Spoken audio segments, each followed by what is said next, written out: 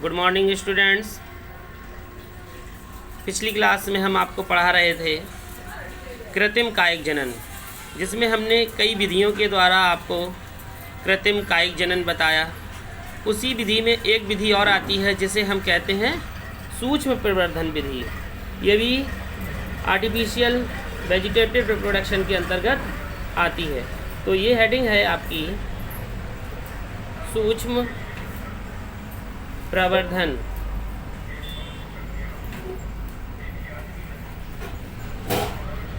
जिसे हम कह सकते हैं माइक्रो प्रोपेगेशन। माइक्रो प्रोपेगेशन, सूक्ष्म प्रवर्धन। सूक्ष्म प्रवर्धन क्या है? तो सूक्ष्म प्रवर्धन वह विधि है जिसमें पादपों का प्रवर्धन कोशिकाओं व ऊतकों व अंगों को संवर्धन माध्यम में प्रयोगशाला द्वारा प्राप्त किया जाता है। आरंभ में सूक्ष्म पादप की एक असंक्रमित कोशिका को संवर्धन माध्यम में रखा जाता है।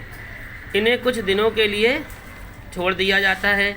इनमें विभाजन के पश्चात ऊतकों या कोशिकाओं से एक कोशिका समूह प्राप्त होता है जिसे हम कैलस कहते हैं, जो बाद में विभेदित होकर पहले जड़ों को तथा बाद में प्ररोह का निर्माण करता है। यह अनेक पादपों का निर्माण भी करता है। इन पादपों को अलग अलग करके गमलों में रोपित कर दिया जाता है, जिनसे नए पादप बन जाते हैं। तो ये विधि आपको समझ में आ गई होगी कि अभी तक हम लोग टहनियों के द्वारा और प्ररोह के द्वारा दूसरे पादपों का निर्माण कर रहे थे। कई विधियां थीं, सर्पलाकार विधि थी, कलकारोपण विधि थी, दाब लगाना विधि थी, कलम लगाना विधि थी, शाखा बंधन थी। लेकिन ये विधि कुछ क्या है, अलग प्रकार की है। जैसा आपने देखा होगा, इसमें हम उसका ऊतक ले लेते हैं और उसे एक परख नली के द्वारा हम लोग पादप को तैयार करते हैं। तो यही सूक्ष्म प्रवर्धन कहलाता है। इसे हम आपको दिखा रहे हैं डायग्राम के द्वारा। जैसे मान लीजिए ये एक पादप है,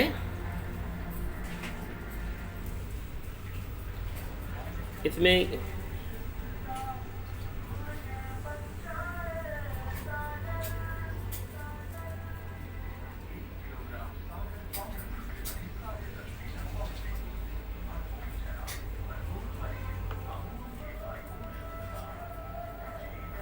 ये पौधा लगा हुआ है। तो इसमें से हम कुछ ऊतक ले लेते हैं। जैसे इनके ऊतक हमने इधर से ले लिए, यानी कि इसमें किसी टहनियों को नहीं, प्ररोह को नहीं लेना है। तो दूसरी जब हम इसका जाएंगे तो प्ररोह के लेने के बाद जैसे हमने यहाँ पर देखा कि ये एक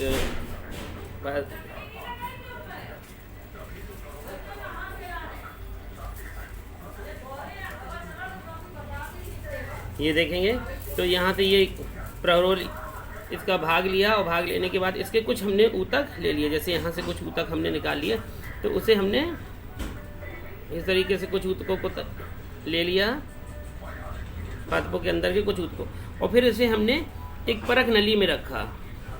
यानी कि ये एक परख नली है,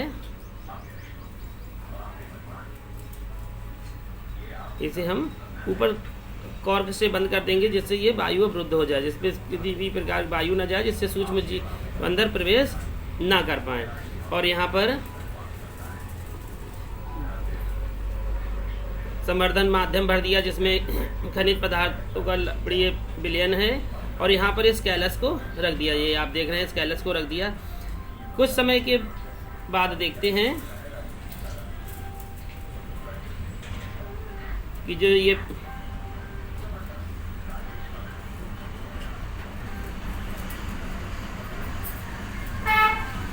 परख नली पे जो कैलस थे, उन्होंने कई कैलस, ये जो ऊतक थे कई बन गए हैं, ये देखेंगे।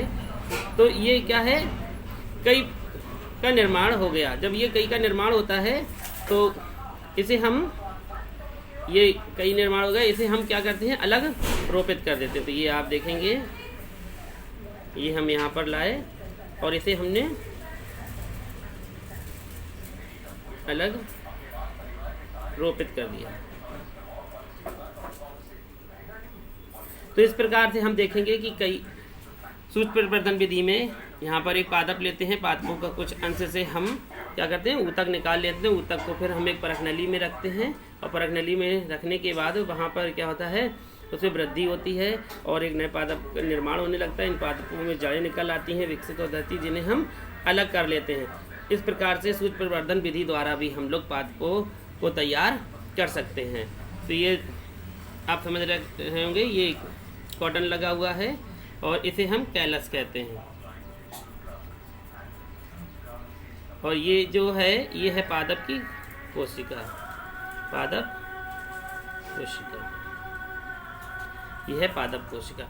और ये जो विलयन भरा आप देख रहे हैं, ये जो विलयन है, इसे हम कह सकते हैं संवर्धन।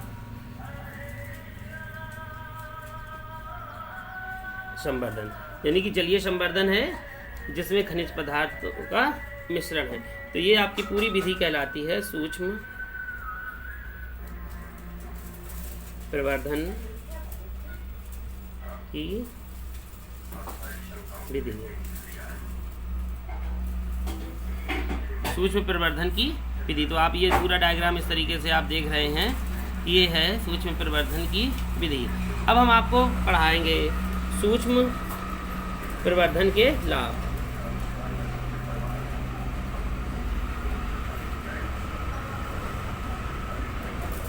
सूक्ष्म परिवर्धन के लाभ।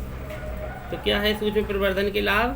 तो पढ़ेंगे कि इस विधि द्वारा विषाणु जनित रोगों से मुक्त पादप प्राप्त किए जाते हैं, यानी कि इस पादप में किसी भी प्रकार का कोई भी विषाणु नहीं होता है। दूसरी विधि में, यानी कि इस विधि द्वारा बहुत कम समय में तथा कम स्थान में और बहुत सारी मात्रा में पादपों को तैयार कर लिया जाता है सूक्ष्म विधि द्वारा। इसी प्रकार सूक्ष्म विधि द्वारा प्राप्त पादप प्रायः आकार व आनुवांशिक रूप में मात्र पादप के समान होते हैं, यानी कि जिस पादप का हम लोग ऊतक लेते हैं तो जो पादप बाद में प्राप्त होता है, तो ये इसमें पूरे जनक के ही लक्षण होते हैं। तो ये थे सूक्ष्म पादप के सूक्ष्म परिवर्धन के लाभ। तो ये हम आपको पढ़ा रहे थे कायिक जनन, यानी कि वेजिटेटिव रिप्रोडक्शन। अब हम अगली हेडिंग, उसी की हेडिंग है कायिक जनन के लाभ। कायिक जनन के लाभ। कायिक जनन आपने पहले पढ़ा था, फिर उसके बाद आपने पढ़ा। तो कायिक जनन के लाभ क्या हैं? यानी कि यह बीज रहित पादपों के प्रवर्धन की एकमात्र विधि है, यानी कि इस जो पादप होते हैं इनमें किसी भी प्रकार का कोई भी बीज नहीं पाया जाता है, जैसे गन्ना, केला, अंगूर आदि। तो इस प्रकार के पादपों में किसी प्रकार का बीज नहीं पाया जाता। ये कायिक विधि द्वारा ही उत्पन्न किए जाते हैं। इन पादपों की संख्या कम समय में तीव्र गति से होती है। यह परिवर्धन की एक सस्ती और आसान विधि है।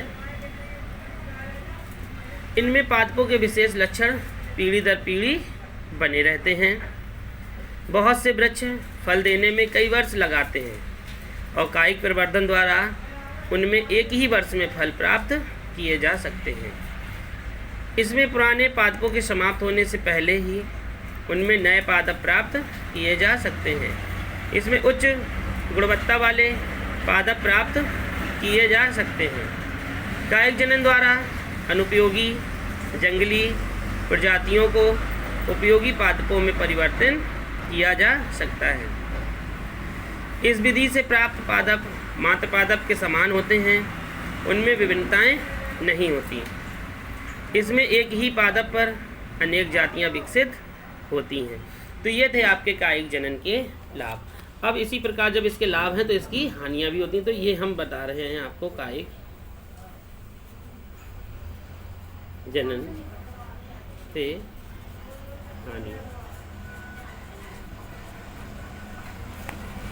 तो कायिक जनन से हानियां क्या है, निम्नलिखित हैं। जैसे कायिक परिवर्धन आसानी से खत्म हो जाता है तथा सूक्ष्म जीवियों द्वारा जनित रोगों के प्रति अधिक संवेदनशील भी होते हैं। कायिक जनन विधि से प्राप्त पादपों में विभिन्नताएं उत्पन्न नहीं होती, यानी कि इसमें डिफरेंटनेस कभी नहीं आता। जो जैसे जनक होते हैं उसी प्रकार से ये रहते हैं।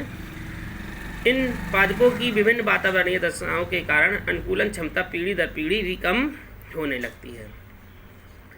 कायिक प्रवर्धनों का कभी भी प्रकीर्णन नहीं होता, ये एक ही स्थान पर अनेक पादप उत्पन्न हो जाते हैं। जैसे आपने देखा होगा कि केले का वृक्ष है और केले के वृक्ष के आसपास बहुत सारे केले के वृक्ष निकल आते हैं, लेकिन दूर पर कहीं केले का स्वयं अकेला वृक्ष नहीं निकलता। इस विधि द्वारा नई जातियां उत्पन्न की जा सकती हैं। कायिक जनन से कुछ समय पश्चात पादपों की प्रजनन क्षमता कम हो जाती है तथा इनकी संतति भी दुर्बल हो जाती है। इस प्रवर्धन के लिए उच्च स्तरीय देखभाल की आवश्यकता होती है, जिसमें अधिक व्यय होता है और ये संतति पादप अधिक महंगे भी होते हैं।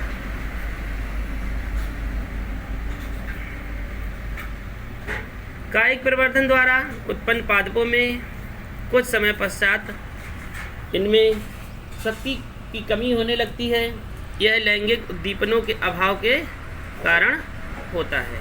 तो ये थे आपके कायिक जनन के लाभ और कायिक जनन की हानियाँ। तो आप सभी ने पढ़ा आज सूक्ष्म प्रवर्धन और सूक्ष्म प्रवर्धन के लाभ, कायिक जनन के लाभ, कायिक जनन से हानियाँ। तो ये आपका था कायिक जनन। इसके बाद आपकी अगली हेडिंग है लैंगिक जनन। लैंगिक जनन जिसे हम आपको कल पढ़ाएंगे।